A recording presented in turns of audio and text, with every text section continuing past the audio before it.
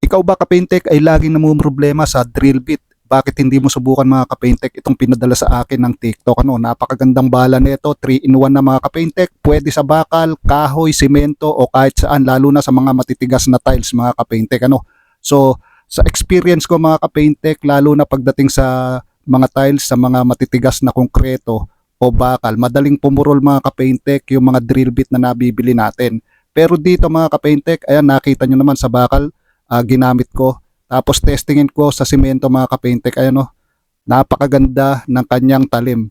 Diamond kasi yung talim niya mga Kapaintek, kaya hindi basta-basta pumupurol ito mga Kapaintek. Kung nakita nyo, ayan sandali lang yung konkreto.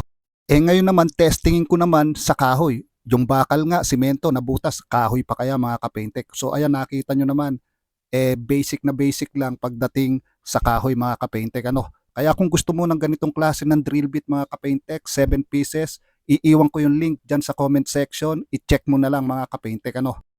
Kaya kung ganito pa din mga Kapaintek, yung drill bit na ginagamit mo, nako, palitan mo na yan, magastos mga Kapaintek, mabilis pumurol yung ganyang drill bit mga Kapaintek.